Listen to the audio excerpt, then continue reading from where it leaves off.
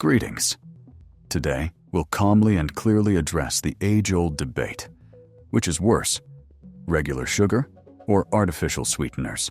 We'll weigh the scientific evidence, separate myths from facts, and explore in which situations which choice may be more rational. Our world is obsessed with the sweet taste, but has declared war on its ultimate symbol, sugar. This war has spawned an army of substitutes, from aspartame in soda to stevia in healthy desserts. We find ourselves at a crossroads. On one hand, the long-known risks of white sugar. On the other, the not fully studied consequences of artificial sweetness. To make an informed choice, we must not look for simple answers, but rather understand the biochemical and physiological mechanisms that activate both of these substances in our bodies. This is a confrontation not between bad and good, but between two different strategies for tricking our body's ancient energy-hungry systems. Let's start with the classic culprit, refined sugar. Its base is sucrose, which consists of equal parts glucose and fructose molecules. It is this combination that determines its dual destructive action. When sucrose enters the body, it breaks down immediately. Glucose enters the bloodstream, causing a sharp spike in its levels. This is an alarm signal. The pancreas urgently releases insulin, a hormone that acts like a key, opening cells to glucose for energy. The system can withstand occasional shocks, but the typical modern diet is a constant bombardment. Hidden sugar in sauces, bread, yogurt, and endless snacks. Under this regimen, cells gradually lose sensitivity to insulin. Their receptors stop responding, and the doors don't open. This condition is called insulin resistance. The blood becomes like syrup, high in both glucose, which the cells can't absorb, and insulin constantly circulating. Insulin isn't just a blood sugar regulator. It's also the main hormone responsible for fat storage and inhibiting its use. Thus, insulin resistance creates a vicious cycle. It directly contributes to the accumulation of visceral fat, especially in the abdominal region. And the growth of fat tissue, in turn, increases resistance. This metabolic imbalance is a direct path to type 2 diabetes, which has evolved from a disease of the elderly into a common diagnosis among young people and even children. Furthermore, chronically high insulin and glucose levels damage blood vessel walls, provoke inflammation, and are a key risk factor for the development of cardiovascular disease. The second component of sugar, fructose, poses a different but no less serious threat. Unlike glucose, which serves as a universal fuel for all cells, fructose is metabolized almost exclusively in the liver. In nature, when we eat whole fruit, fructose is absorbed slowly, along with fiber and water. The liver has time to convert it into glycogen, a stored carbohydrate, or use it for energy. But industrial doses of refined sugar and syrups unleash an avalanche on the organ. The overloaded liver is forced to process excess fructose through lipogenesis, the synthesis of fats. The resulting triglycerides, some of which enter the bloodstream, contributing to the development of atherosclerosis, while others begin to accumulate within the liver cells themselves. This is how non-alcoholic fatty liver disease, NAFLD, develops.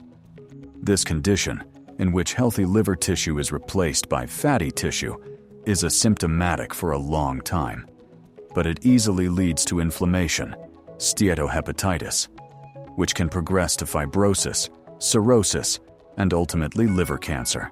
Just 40-50 years ago, NAFLD was rare. Today, it is diagnosed in 1 in 4 adults worldwide and is becoming increasingly common in children and adolescents, a condition directly linked to rising sugar consumption. The mechanism of addiction formation deserves special attention. Sweet taste activates the brain's reward system, triggering the release of dopamine, a neurotransmitter associated with pleasure and motivation. This is an evolutionary mechanism that encourages the search for calorie-rich foods. However, refined sugar, unlike complex natural sources, produces an unnaturally powerful and rapid release of dopamine. With regular consumption, the brain adapts. Dopamine receptors become less sensitive, requiring increasingly greater stimuli to achieve the same pleasure. This is the classic model for the development of behavioral addiction. A person begins to crave sweets, and when they are stopped, they may experience withdrawal-like symptoms, low mood, irritability, and obsessive thoughts about food. Finally, there's the problem of hidden sugar. Even if a person consciously abstains from sweets, they can still consume it in enormous quantities. Ketchup, tomato paste, cold meats, bread, pickled vegetables, ready-made sauces, fitness bars, low-fat yogurts, and even some types of salty baked goods. Sugar is everywhere, used as a cheap preservative, flavor enhancer, and texture enhancer. This transforms it from a controlled product into an invisible but constant participant in metabolic processes, negating any attempts at moderation. Regular consumption of even small doses maintains high insulin levels, fuels resistance, and prevents taste buds from adjusting, remaining tuned to intense sweetness. The bottom line on sugar is grim. It's a substance with proven pro-inflammatory properties that, through insulin resistance and lipogenesis, systemically disrupts metabolic health, directly contributing to the development of the most common, non-communicable diseases of our time. However, it's precisely this disastrous track record that has prompted the search for an alternative. And here comes the second contender in the fray: sweeteners, whose history is full of promise and unexpected discoveries. Switching from sugar to sweeteners seems like a logical solution. If the problem is calories and metabolic shock, then the solution is substances that provide sweetness without energy. However, the reality is more complex. Sweeteners are not a homogeneous group. They can be divided into several classes, each with its own properties. Artificial sweeteners, such as aspartame, E951, sucralose, E955, and saccharin, E954, are chemically synthesized and hundreds of times sweeter than sugar, so they are used in tiny quantities. New generation natural sweeteners, such as stevioside from the stevia plant, E960, and monk fruit extract, mogufrol, also offer high sweetness with virtually no calories. Sugar alcohols, polyols, erythritol, E968, xylitol, E967, and sorbitol, E420, stand apart. They are less sweet than sugar, have about half the calories, and are often used in sugar-free gum and candies, but can have a laxative effect if taken in excess. The main supposed benefit of sweeteners is their ability to help manage weight and blood glucose levels. For people with diabetes, they have indeed become a tool for diversifying their diet without the risk of hyperglycemia. However, for the healthy population, the picture is less clear. Large observational studies often show a paradoxical relationship. Regular consumption of diet sodas and other sweetened products is associated with a higher risk of developing metabolic syndrome, obesity, and type 2 diabetes. This correlation doesn't necessarily imply causation. Perhaps people already experiencing weight problems are turning to sweeteners, but it has prompted scientists to dig deeper. The key hypothesis explaining this paradox is called metabolic mismatch, or a breakdown of conditioned reflexes. The body is a highly precise system tuned to expectations. A sweet taste in the mouth is an evolutionary signal that glucose and calories are about to arrive. Receptors on the tongue send a signal to the brain and digestive system to prepare. The pancreas may begin secreting insulin in vain. When the promised energy doesn't arrive, there's 0 calories. Appetite regulation systems can malfunction. The brain, deprived of the expected fuel, can increase hunger and cravings for high-calorie foods, leading to overeating at subsequent meals. Thus, a person who saves 150 calories on a Diet Coke may unknowingly compensate for the 300 calories lost later. In the last decade, research has shifted to the gut microbiome, a community of trillions of bacteria critical to health. It has been discovered that some artificial sweeteners, particularly saccharin and sucralose, can selectively suppress beneficial bacteria, such as lactobacilli, and stimulate the growth of pathogenic strains. Microbiota imbalance is directly linked to the development of glucose intolerance, a condition in which the body is less able to process sugar, even without consuming sugar itself. This means that a sweetener designed to protect against glucose spikes can, by altering the microbiome, undermine the body's ability to regulate it. The safety issue is the most emotionally charged. Fear of the carcinogenicity of artificial sweeteners has been circulating since the 1970s, when rat experiments linked saccharin to bladder cancer. However, subsequent decades of human studies have failed to confirm this link. The mechanism proved to be specific to rats and irrelevant to humans. Organizations such as the FDA, U.S. Food and Drug Administration, and EFSA, European Food Safety Authority, set acceptable daily intakes, ADIs, for each approved sweetener. This is the amount that can be consumed daily throughout life, without any harm to health. The ADIs are set with a huge safety margin, hundreds of times greater. For example, to exceed the ADI for aspartame, an adult would need to drink dozens of cans of diet soda per day. Therefore, within these established consumption limits, modern approved sweeteners are considered safe. The main questions today are not about direct toxicity or cancer, but about their long-term impact on metabolism, the microbiome, and eating behavior. There's also the psychological effect of moral license. It works like this. After making a seemingly good choice, drinking a Diet Coke, a person subconsciously allows themselves to indulge in other choices, earning dessert or a larger portion. This negates the potential benefit of saving calories and creates the illusion of control over eating, when in fact, there's none. Thus, sweeteners are not a neutral or uniquely beneficial substitute. They represent a complex intervention in the delicately balanced systems of hunger regulation, conditioned reflexes, and symbiosis with the gut microbiota. Their role is not a magic wand for weight loss, but rather a specific tool that can be useful in certain, consciously applied strategies, but does not replace the need to address fundamental eating habits. Compared to the direct risks, sugar appears to be a more well-studied and clearly dangerous adversary. Its destructive mechanisms, insulin resistance, non-alcoholic fatty liver disease, systemic inflammation, are proven and are the direct cause of millions of deaths annually. The harm of sugar is proportional to the dose, and this dose is chronically high in the modern diet. Sweeteners, on the other hand, do not cause an immediate metabolic shock, do not raise blood glucose levels, and do not directly damage the liver. In the context of established diabetes or the need for drastic calorie reduction in obesity, their practical benefit is obvious.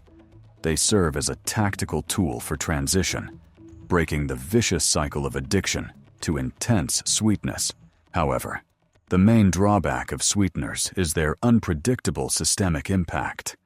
If sugar is a direct assault, then sweeteners are a strategic subversion. They don't provide energy, but they continue to train the brain to expect an ultra-sweet taste as the norm. This is a key point that is often overlooked. Both sugar and intense sweeteners perpetuate the same problem. They prevent taste buds and reward centers in the brain from returning to their evolutionarily appropriate sensitivity. A person switching from regular to diet cola doesn't reduce their craving for sweets.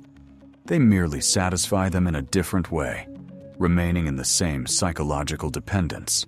In the long run, this sabotages the main goal, learning to enjoy less sweet, more nutritious foods. Thus, the question which is worse is meaningless without context.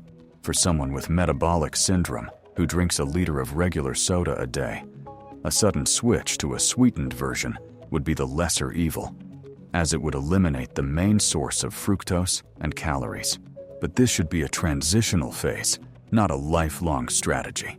For a relatively healthy person wanting to improve their diet, regular consumption of sweeteners can become a trap, creating the illusion of making the right choice but hindering a fundamental shift in taste preferences. There's a third approach that avoids the pitfalls of both options, deliberately lowering the overall sweetness threshold in your diet. This is a slow but most effective method. It's not about replacing sugar, but rather about gradually retraining your receptors. You can start with simple steps: cutting 1 spoonful of sugar from your tea, diluting sweet yogurt with natural yogurt, and choosing fruit instead of juice. Over time, sensitivity returns. Strawberries, carrots, and bell peppers begin to taste truly sweet. Nature has already created the perfect sweet packages: whole fruits and berries. They pack sugar, fructose, with water, fiber, vitamins, and antioxidants. Fiber slows absorption, preventing an insulin spike, and volume and chewing provide signals of satiety. This is a fundamentally different physiological format for consuming sweets. Processed sweeteners, especially sugar alcohols like erythritol, can act as a cheat in this transition. For the occasional homemade dessert, to make giving up processed sweets less painful. However, they should be viewed as a temporary measure, not a staple of the diet.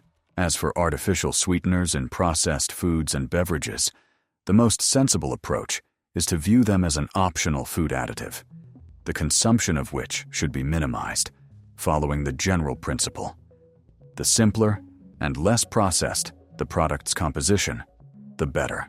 To make an informed decision in the sugar versus sweetener debate, it's necessary to delve deeper and understand how the body actually reacts to these substances.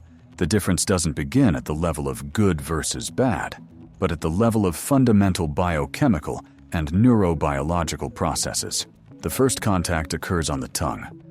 Both sucrose, regular sugar, and any sweetener molecule, be it aspartame or stevioside, bind to the same receptors, the T1R2 Tier 3 protein complexes.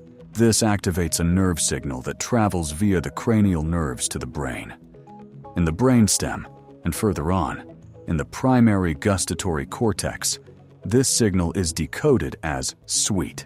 This information then rushes to a key area, the reward system, where dopamine is released. This is the neurotransmitter that creates feelings of pleasure and anticipation of reward. It is at this stage that both types of substances act in a similar way, forming positive reinforcement, the basic foundation of addiction to sweet taste. But then the pathways diverge radically. The brain, having received the sweet signal, prepares to receive quick energy, glucose. This is an evolutionarily hardwired mechanism. If you consume sugar, this prediction comes true.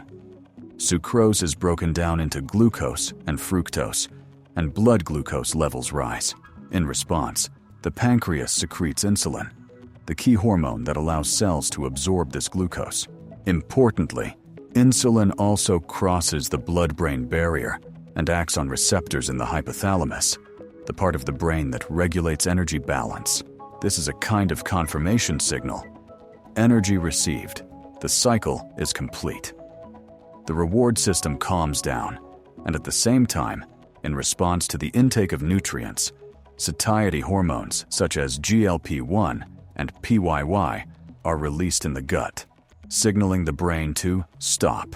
A completely different scenario unfolds when consuming a non-caloric or low-calorie sweetener. The brain receives a dopamine signal, preparing the body for energy, but no significant amount of glucose is delivered. This creates a state of metabolic dissonance. Numerous studies, including those using functional MRI, demonstrate that brain activity in response to sugar and artificial sweeteners differs. Sweeteners may not fully activate or distort the activity of satiety-related pathways. The metabolic misfire theory suggests that, after not receiving the expected calories, the body may compensate later by increasing hunger and food intake. Moreover, some studies in cell cultures and animals show that certain sweeteners, such as sucralose, can, paradoxically, trigger a small release of insulin via receptors in the gut. This idle release of insulin without subsequent glucose intake could theoretically contribute to the development of insulin resistance, a condition in which cells stop responding adequately to the hormone. Modern science is paying particular attention to the impact on the gut microbiome, a complex community of bacteria that plays a critical role in metabolism, immunity, and even nervous system function. Most artificial sweeteners are not absorbed by the human body and reach the large intestine unchanged, where they serve as food or irritant for bacteria. Several studies, currently primarily in rodents and limited human cohorts, indicate that substances such as saccharin, sucralose, and aspartame can cause dysbiosis, an imbalance in the microbial community. Specifically, a decrease in the numbers of beneficial bacteria, such as lactobacilli, and an increase in bacteria associated with inflammatory processes and more efficient energy extraction from food are observed. This chronic low-grade inflammation and altered bacterial metabolites is considered a possible mechanism linking regular consumption of certain sweeteners with an increased risk of developing glucose intolerance and metabolic syndrome, even in the absence of excess calories. Natural substitutes such as stevia and sugar alcohols, erythritol, xylitol, each have their own profile. Stevia, although a natural product, is also a highly purified extract, glycosides, hundreds of times sweeter than sugar. It does not affect blood glucose levels, but its impact on the microbiome and satiety hormones has not been adequately studied. Sugar alcohols are partially absorbed and can have a laxative effect when consumed in excess, but generally do not cause sharp spikes in glucose. So, the physiological reality is this. Sugar gives the body what it expects after a sweet taste, quick energy, but it comes at a cost in calories, metabolic burden, and the risk of addiction. Non-caloric sweeteners eliminate the immediate metabolic cost, but they introduce a prediction error into the system, potentially disrupting the delicate connections between taste, reward anticipation, hormonal response, and gut microbiota.